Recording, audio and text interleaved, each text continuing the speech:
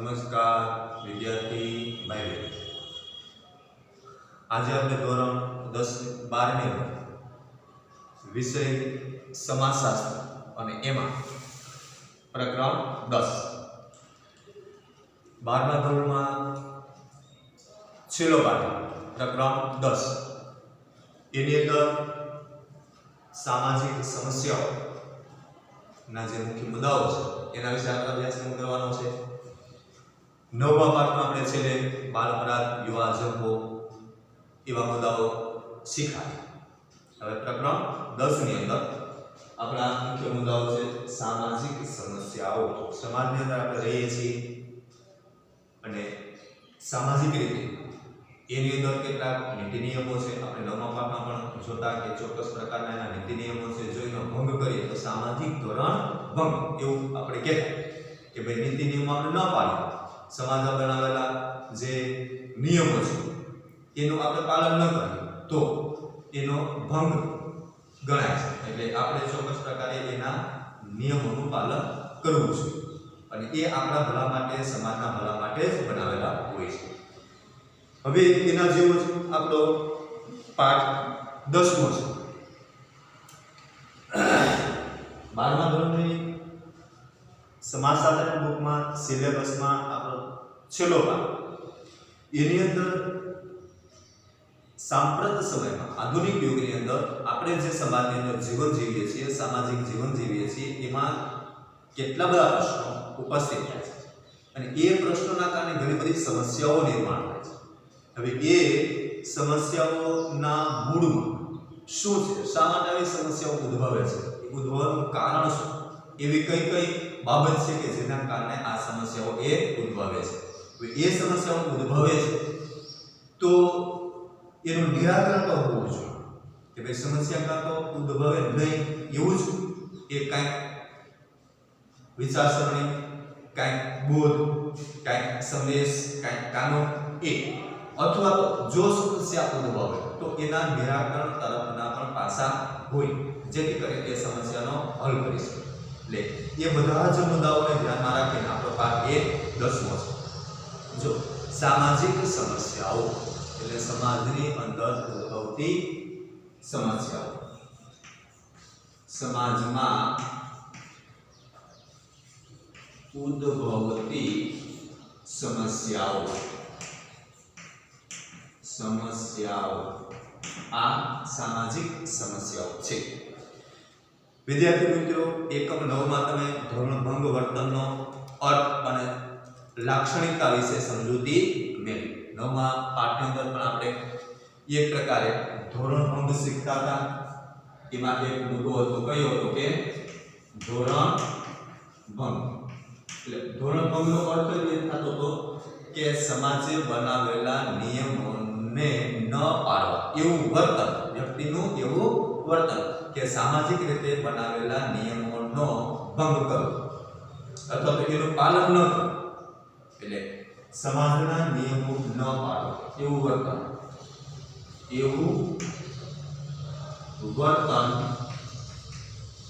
જે સામાજિક નિયમોનો ભંગ કરે એવું વર્તન કે જે સામાજિક નિયમોનો ભંગ કરે, ન પાળે, એને શું કહેવાય તો કે ધોરણ ભંગ। આપણે 9મા પાઠમાં શીખી ગયા। એટલે એક પ્રકારે સમાજના નિયમો ન પાળવા એ ધોરણ ભંગ થઈ ગયું। ધોરણ ભંગ થઈ ગયું સમાજ માટે સમસ્યા બને। એટલે એનો અર્થ શું થાય તો કે આપણે કોઈ પણ વ્યક્તિ એ સમાજમાં ન રહે અથવા તો સામાજિક બનાવેલા જે નિયમો છે એનું ઉલ્લંઘન કરે, એનું વર્તન એ દુર્વ્યવહાર કર્યો હોય તો સમાજ માટે તો સમસ્યા જ છે, સમાજ માટે ખતરો છે।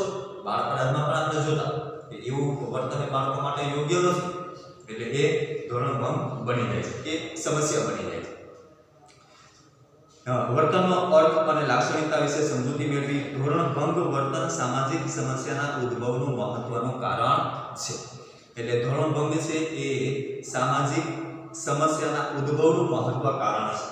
એટલે આ ધોરણ ભંગ છે તે ધોરણ ભંગ ન્યાથી સામાજિક સમસ્યા સમાજના જ વ્યક્તિઓ એ સમાજના નિયમોનું પાલન ન કરે તો ત્યાંથી શું શરૂ થઈ જાય? સમાજની અંદર સમસ્યા. કેમ કે વ્યક્તિએ નિયમમાં તો રહેવું નથી, નિયમમાં નથી રહેવાનું એટલે સ્વાભાવિક છે કે જે નિયમમાં રહે છે એ લોકોને મુશ્કેલી પડવાની છે, એના માટે સમસ્યા છે. એટલે આ ધોરણભંગ છે એ ત્યાંથી સામાજિક સમસ્યાનો ઉદ્ભવ, અહીંથી સામાજિક સમસ્યાનો ઉદ્ભવ થાય, ત્યાંથી સામાજિક સમસ્યા એ શરૂ થઈ જાય છે. જો ધોરણભંગ સામાજિક વર્તન, સામાજિક સમસ્યાનો ઉદ્ભવનું મહત્વનું કારણ છે. એકમમાં આપણે સામાજિક સમસ્યાઓનો અર્થ અને લાક્ષણિકતાઓની સમજ પ્રાપ્ત કરી. સાંપ્રત ભારતમાં વર્તમાન જુદી જુદી 3 સમસ્યાઓ અંગે ચર્ચા કરીશું. આધુનિક યુગની અંદર આપણા દેશની અંદર સાંપ્રત સમયમાં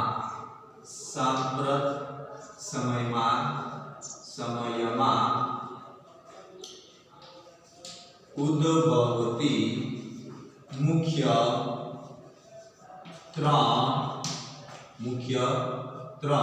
સમસ્યાઓ.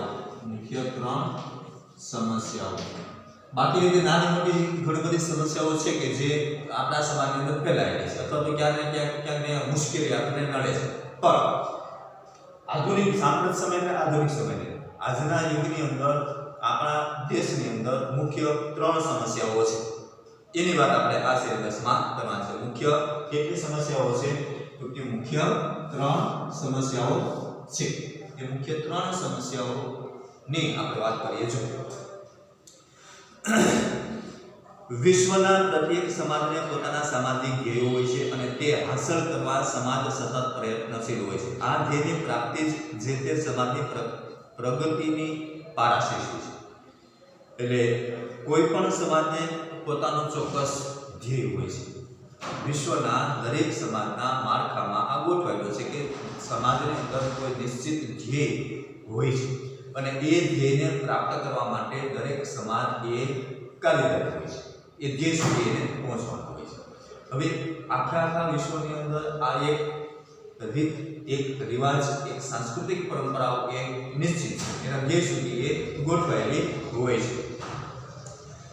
આ ધ્યેય સિદ્ધ કરવા માટે પ્રત્યેક સામાજિક ધોરણો અને સામાજિક મૂલ્યોની એક વ્યવસ્થા વિકસાવે છે અને સમાજના સભ્યો આ ધોરણો અને મૂલ્યો મુજબ વર્તન કરે તેવી તેમની પાસેથી અપેક્ષા રાખવામાં આવે છે.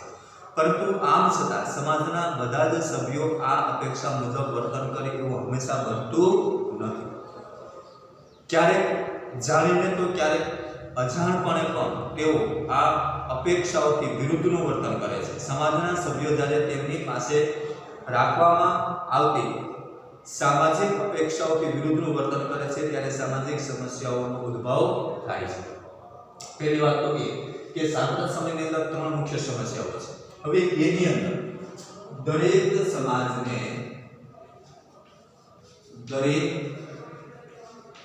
સમાજ કે સમુદાયને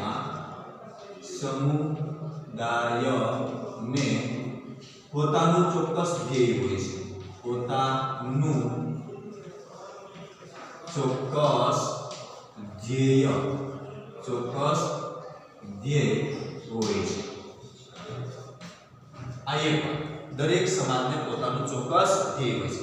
હવે ચોક્કસ ધ્યેયનું ધ્યેય એટલે કે મંજિલ એટલે મકસદ કે ભાઈ આપણે ધીમે ધીમે કરતા આ માળખું ઊભું કર્યું છે, માળખું તૈયાર કર્યું છે, એ માળખા પ્રમાણે જ આપણે દરેકે વર્તન કરવાનું છે. એનો કોઈ ભંગ કરવાનો નથી.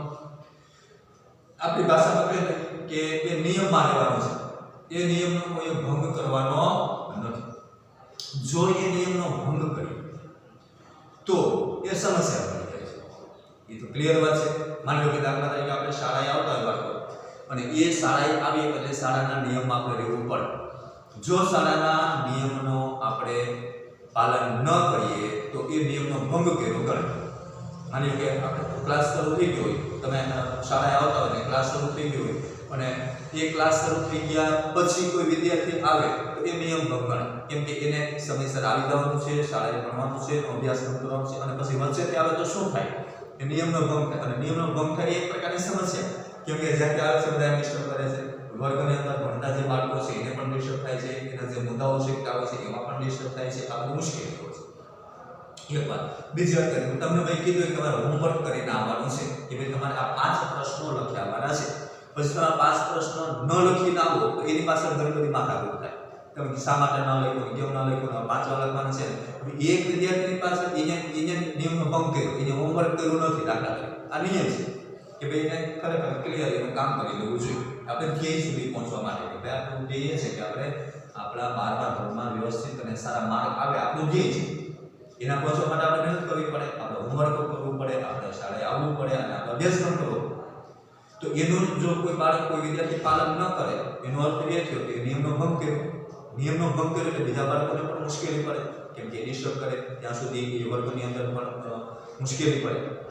એટલે આ સમસ્યા એને એક વ્યક્તિ છે નિયમ ભંગ કરે ત્યારે એ નિયમ ભંગ બીજા નિયમ પાલન કરતા વ્યક્તિઓ માટે શું બની જાય તો કે સમસ્યા બને એટલે એને દરેક સમાજને દરેક સમુદાયને ચોક્કસ પ્રકારના નિયમો છે એક એ નિયમોનું પાલન દરેક વ્યક્તિએ કરવાનું હોય છે એના ધ્યેય સુધી પહોંચવા માટે જો કોઈ વ્યક્તિ એ દરેક સમુદાય કે સમાજના વ્યક્તિએ જો એમાંથી એક પણ વ્યક્તિ એ નિયમનું પાલન ન કરે ત્યાંથી સમસ્યા એવું કહે છે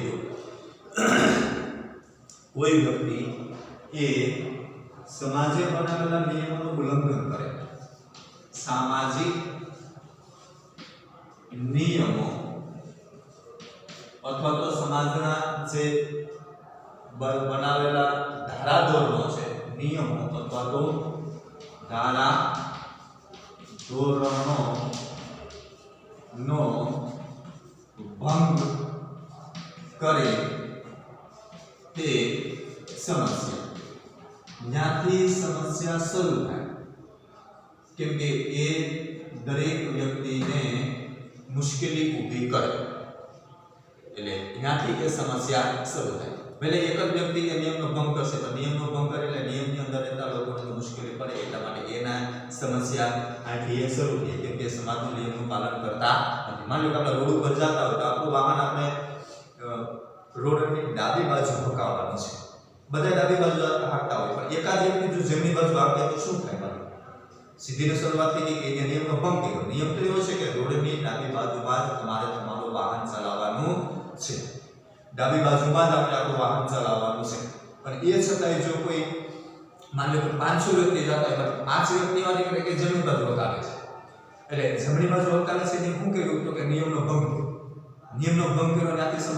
સમસ્યા કઈ થાય તો કે જમણી બાજુ હકાવેનો અર્થ એ થાય કે જમણી બાજુથી રિટર્ન જે રોંગ સાઈડ થઈ ગઈ વિરુદ્ધ સાઈડ સામે વાહન સામે આવવાના છે એ જવાનું છે સાઈડમાં અટકાવતો નથી એટલે એના વાહન સામે આવશે એટલે એ એક્સિડન્ટ થવાની પૂરેપૂરી શક્યતાઓ છે એનું પણ એક્સિડન્ટ થાય ને સામેનો વ્યક્તિ હાલ નિર્દોષ છે તો એની સાઈડમાં બરાબર જ છે તો રાઈટ સાઈડ જ આવે છે પણ જ્યારે જમણી બાજુ હકાવનાર વ્યક્તિ રોંગ છે સાઈડ જાય છે સામેનો વ્યક્તિ તો એની રાઈટ સાઈડ આવે છે બરાબર એની જે ડાબી બાજુ છે એ જ સાઈડ એ વાહન ચલાવે છે પણ એ મુશ્કેલી ડાબી સાઈડ ન હકાવતા જમણી સાઈડ હકાવે એને નિયમો ભંગ એના કારણે રોડ ઉપર ચલાવતા દરેક વાહનોને એ સમસ્યા ન થાય આ એક ઉદાહરણ તમને જેથી કરીને આપણે ખ્યાલ આવે કે ભાઈ આ કામ આપણે કરવું જોઈએ નહીં સમાજે બનાવેલા કાનૂને બનાવેલા નીતિ નિયમો સમાજના ધારાધોરણો સાંસ્કૃતિક પરંપરાઓએ બનાવેલા નીતિ નિયમોના ઉલ્લંઘનથી સમસ્યા ઉદ્ભવે છે એટલે એનું ઉલ્લંઘન ન કરવું આપણું એવું વર્તન ન હોવું જોઈએ ત્યાંથી સમસ્યા શરૂ થાય છે એ નિયમો કે ધારાધોરણો ભંગ કરે એ સમસ્યા ત્યાંથી સમસ્યા ઉદ્ભવે છે માનવ સમાજના ઇતિહાસ તરફ દ્રષ્ટિ કરીએ તો જણાય છે કે આદિમ સમાજ હોય કે આધુનિક વિકસિત સમાજ તે ક્યારેય સમસ્યા મુક્ત ન હતો જેમ જેમ યુગો બદલાતા ગયા તેમ તેમ સામાજિક સમસ્યાઓનું સ્વરૂપ પણ બદલાતું ગયું બીજા શબ્દો એમ પણ કહી શકાય કે જેમ જેમ સામાજિક સભાનતા કે સામાજિક જાગૃતિનો વિકાસ થવા લાગ્યો તેમ તેમ નવી નવી સામાજિક સમસ્યાઓ પણ દ્રષ્ટિગોચર થવા લાગી. ભૌગોલિક અને પર્યાવરણીય પરિવર્તનો, શહેરીકરણ, ઔદ્યોગિકરણ, વિજ્ઞાન અને ટેકનોલોજીના ક્ષેત્રમાં હરણફાળ વિકાસ અને નવા નવા વ્યક્તિવાદી મૂલ્યો જેવા પરિવર્તન નિર્જાવતા પરિબળોએ પણ અનેક નવી સામાજિક સમસ્યાઓને જન્મ આપ્યો. આવા સંજોગોમાં સામાજિક વ્યવસ્થાની જાળવણી માટે સમસ્યાઓ પર નિયંત્રણ મેળવી તેના નિવારણ માટે વૈજ્ઞાનિક અધ્યયન આવશ્યક છે. પહેલાથી આજ સુધી માનવ ઇતિહાસની અંદર આ સમસ્યા પહેલા પણ ઉદ્ભવતી છે. સમય બદલાવ એટલે સમસ્યાનું સ્વરૂપ બદલાવ, પણ સમસ્યાનું હાવ નિરાકરણ તો થયું જ નથી. સમસ્યાઓ નથી જ ઉદ્ભવતી એવું બનતું નથી. એટલે એવું કહી શકાય કે માનવ ઇતિહાસમાં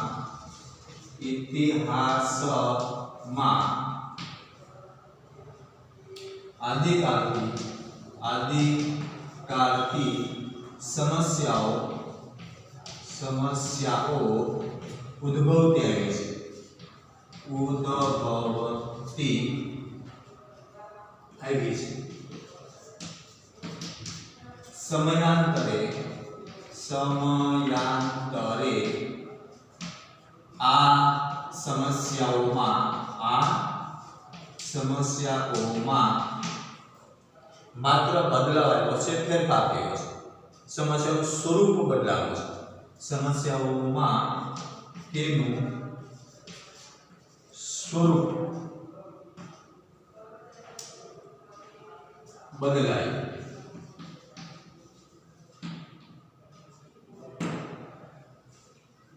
આધુનિક યુગની અંદર નવા નવા સંશોધનો થયા, નવી ટેકનોલોજી આવી, નવા વિકાસના પંથ ખુલ્યા, એના કારણે નવી સમસ્યાઓ પણ ઊભી થઈ. જેમ જેમ માણસ એ વિકસિત થતો ગયો, એની પ્રગતિ કરતો ગયો, એમ ક્યારેક ને ક્યારેક એવી સમસ્યાઓ પાછી નવી આવી. પહેલાના સમયમાં જ્યારે એવું કાંઈ નહોતું ત્યારે એ પ્રમાણે એની સમસ્યાઓ હતી. સમસ્યાઓ નહોતી એવું તો હતું જ નહીં, એ સમય પર સમસ્યાઓ તો હતી. આધુનિક યુગની અંદર છે એની અંદર નવો વિકાસનો પંથ શરૂ થયો, નવી ટેકનોલોજી, નવો વિચાર આવ્યો, તો એની સાથે સાથે અમુક નવી સમસ્યાઓ પણ ઉદ્ભવી. માની લો કે અત્યારે આધુનિક યુગની અંદર કેટલી બધી બાબતો એવી છે કે મશીનરીઓથી જ ચાલે છે. મતલબ કે માનવ પહેલાના સમયમાં આપણે માનવ શ્રમથી વધારે કામ કરવું પડતું હતું. એ જ કામ અત્યારે લગભગ મશીનથી જ કરવામાં આવે છે. મશીનરીઓ કામ કરે. અત્યારે તો જો તમે ફેક્ટરીઓ એટલી છે, મિલ એટલા છે, વાહનો એટલા છે, એનું કોઈ માપ નથી. એટલા બધા અસંખ્ય વાહનો, અસંખ્ય મિલ, અસંખ્ય ફેક્ટરીઓ, એટલા બધા કારખાનાઓ અત્યારે ખુલી ચૂક્યા છે. આપણા વિકાસની એક હરણફાળ છે. વિકાસ તરફ માણસે દોટ મૂકે છે, એનું આ બધું પરિણામ છે. તો એની સામે કેટલી બધી સમસ્યાઓ પણ નિર્માણ થયું. કેમ કે પાણીનું પ્રદૂષણ ફેલાતું હોય, હવાનું પ્રદૂષણ પણ ફેલાતું હોય, ધુમાડો અસંખ્ય નીકળતો હોય, આ બધી સમસ્યાઓ પણ ઉદ્ભવી છે. એ સામાજિક રીતે જનરલ રીતે એક બાજુ વિકાસ છે તો એક બાજુ એની સમસ્યાઓ પણ છે. પણ જ્યારે વ્યક્તિગત આપણે વાત કરીએ છીએ ત્યારે નવા વિચારોની સાથે અમુક એક સમસ્યાઓનો પણ ઉદ્ભવ થયો છે. એટલે આધુનિક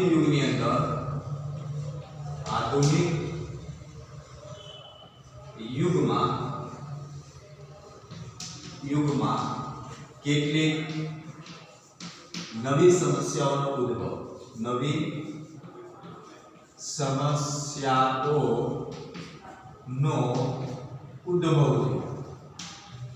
કેટલીક એવી સમસ્યાઓ છે કે પહેલાના સમયમાં નહોતી. એ સમસ્યાઓ હતી જ નહીં. સમય બદલ્યો એમ સમસ્યાઓનું સ્વરૂપ એ બદલાયું. આજના સમયની અંદર કેટલી બધી એ નવી સમસ્યાઓ નિર્માણ થઈ. તેના નિવારણ માટે વૈજ્ઞાનિક અધ્યયન આવશ્યક છે. હવે આપણે એ પણ જરૂરી છે કે સમસ્યા આવે, સમસ્યાનો ઉદ્ભવ થાય તો એ સમસ્યાનું નિરાકરણ પણ થવું જોઈએ. એટલે આધુનિક સમયની અંદર વૈજ્ઞાનિક ઢબથી સોચ સમજથી વિચારણાથી એ સમસ્યા હલ થાય એવા પણ પ્રયાસ હોવા જોઈએ.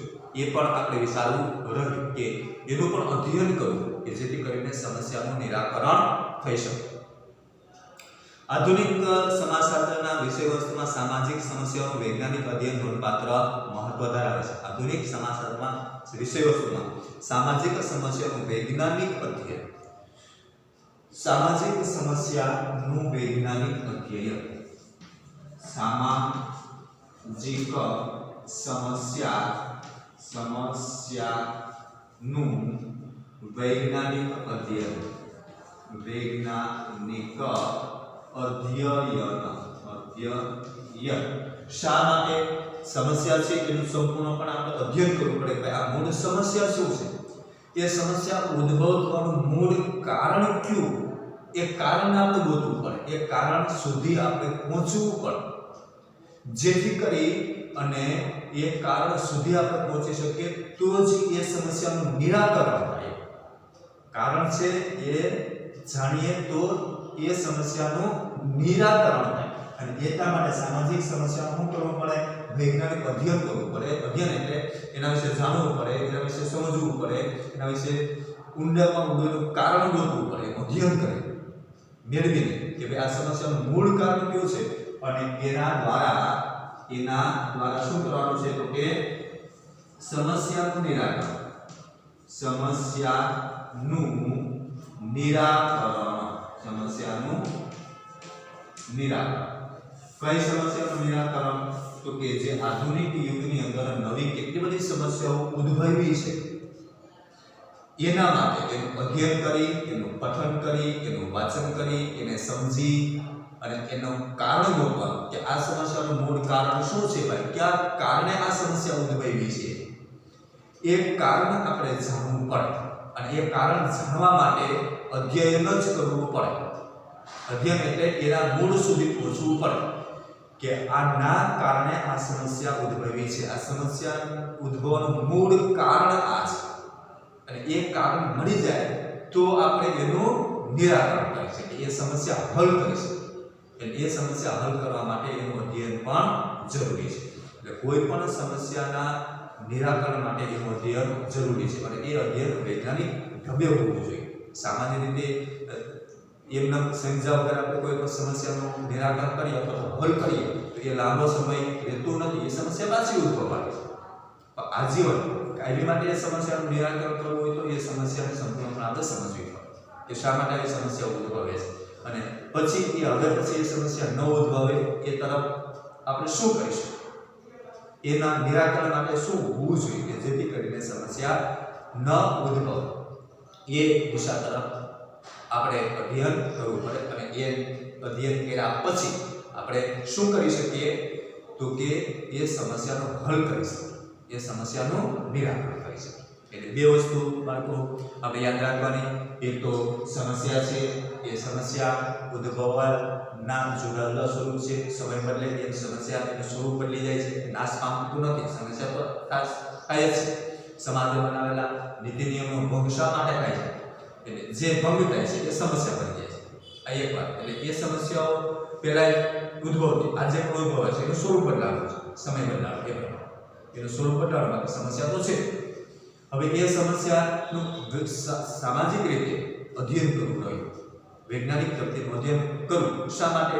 તો કે એના નિરાકરણ માટે. સમસ્યા ન ઉદ્ભવે એના નિરાકરણ માટે આપણે એ સમાજશાસ્ત્રની દૃષ્ટિથી એનું અધ્યયન કરવું પડે, જેથી કરીને એ સમસ્યાનું નિરાકરણ પણ થઈ શકે. આજનો આ ક્લાસ આપણે પૂર્ણ કરીએ છીએ. હવે પછી આવતા ક્લાસની અંદર સામાજિક સમસ્યાઓ અને એના નિરાકરણ માટે શું વિચારસરણી કરી શકાય એ મુદ્દાઓ પર આપણે શીખવાનું છે. આ પાઠના આપેલા જે મુદ્દાઓ છે અથવા તો પ્રશ્નો છે એ તમારા હોમવર્કમાં લખવાના. આ વિડીયો પૂરો થઈ જાય પછી PDF અથવા તો ફોટા સ્વરૂપે એની અંદર તમારા WhatsApp ગ્રુપની અંદર આપણા જે શાળામાં બનાવેલું છે WhatsApp ગ્રુપ એની અંદર મૂકેલા હશે. આ વિડીયો પૂરો થઈ જાય પછી PDF સ્વરૂપે પેજ મૂકેલા હશે અથવા તો ફોટા સ્વરૂપે મૂકેલા હશે. એ પેજમાંથી તમારે હોમવર્ક લખવાનું છે, પાઠ પણ વાંચવાનો છે, જેથી કરીને આપણે પરીક્ષાલક્ષી તૈયારી કરી શકીએ. પરીક્ષાલક્ષી પણ તૈયારી કરવાની છે, વાંચવાનું છે, અધ્યયન પણ કરવાનું છે. એટલે લખવાનું અને વાંચવાનું. પ્રકરણ 10 સમાજશાસ્ત્રમાં 12મા ધોરણનો 10મો પાઠ વાંચવાનું અને આપેલું લેસન છે એ તમારે હોમવર્કની નોટમાં લખવાનું. એટલે લખવાનું અને વાંચવાનું આ બે તમારે હોમવર્ક કરવાનું છે. આજનો ટાસ્ક અહીંયા પૂર્ણ કરીએ છીએ.